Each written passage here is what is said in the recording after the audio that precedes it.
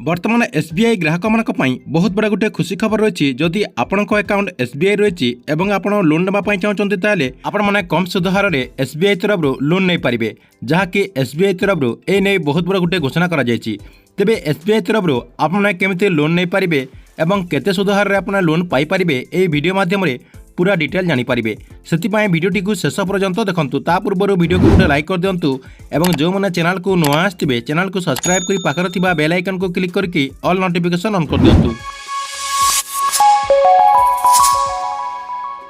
आपण मैंने समस्ते जानते केतेक समय आर्थिक स्थिति खराब जो आमको टंकार आवश्यकता पड़ता है। यह समय पर्सनाल लोन सबुठार भल विकल्प रही किंतु कम इनकम एवं कम सोर्स कारण आमको पर्सनाल लोन मिल न थाए किंतु एही बली परिस्थिति रे आपनको भारतीय स्टेट बैंक तरफ बहुत बड़ा गोटे अपडेट आसी जहाँकि आप सहजरे ऋण पाइपर। या सहित ग्राहक मानक कम सुध हार में एसबीआई तरफ ऋण दिज्व बोली घोषणा कर धरा जो जड़े व्यक्ति स्टेट बैंक ऑफ इंडिया तरफ 10 वर्ष 20 लाख टंकार पर्सनाल ऋण नहीं तेज आपण को प्रति मासरे केते टंका ईएमआई देवाक पड़ो।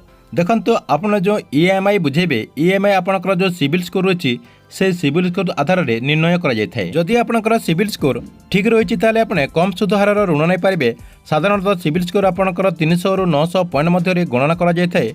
विशेषज्ञों अनुसार जदि कौनसी ग्राहक सिविल स्कोर अति कम 750 रु अधिक रही तेबे आपने सहज ऋण पाइपर और बैंक तरफ आपको ऋण प्रदान कर सिविल स्कोर को बढ़ावा हेले आपने बैंक रे ठीक से ट्रांजेक्शन करने को पड़ो जहाँकि आपंकर श्रृंखलित आर्थिक कारबार करने को पड़ो और खराब सिविल स्कोर जो मान रही से ऋण मिल ना जदि भी ऋण मिल से अधिक सुध हार देवाक पड़ो। एसबीआई जो वेबसाइट रही से वेबसाइट अनुଯାयी जो मानकर 800 रु अधिक सिविल स्कोर थी से ग्राहकों को 11% होम लोन पाइबाक योग्य अटंती और जो ग्राहक मानकर 700 रु 749 सिविल स्कोर थी से 12% लोन पाइपर और जो मानकर 700 रु 749 सिविल स्कोर थी से 13% और 650 रु 649 14.5 सुध हार में लोन दिज्व बोली एसबीआई तरफ अपडेट रही। सहित जो मैंने एसबीआई तरफ पर्सनाल लोन नापी चाहते से एसबीआई तरफ गोटे नुआ नियम रही जहाँकि आपको पर्सनाल ऋण नापी प्रोसेसिंग फीस देवाक पड़ो।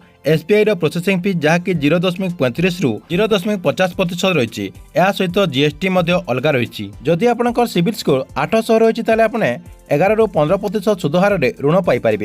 एसबीआई होम लोन कैलकुलेटर अनुଯାयी यदि कौन व्यक्ति 20 वर्ष 45 लाख पर्सनाल ऋण नियंते तेबे आपको बैंक को 17,21,472 टंका सुध आकार में बैंक को देवाक पड़ो। यार मूलधन और सुध को मिसई आपको 37,21,472 टंका परिशोध करने को पड़ो बोली बैंक तरफ सूचना दी जाएगी। या सहित देखो जो ग्राहक मैंने एसबीआई तरफ ऋण नापी चाहते एवं ए ऋण बाबद को अधिका किसी जानवा चाहते एसबीआई जो वेबसाइट रही से ऑफिशियल वेबसाइट को अपने विजिट करके जानीपारे ना आपण पाखर जो एसबीआई तरफ जो ब्रांच रही से ब्रांच को जाकि आपंकर ब्रांच मैनेजर सहित कथा है डिटेल आप जानीपारे।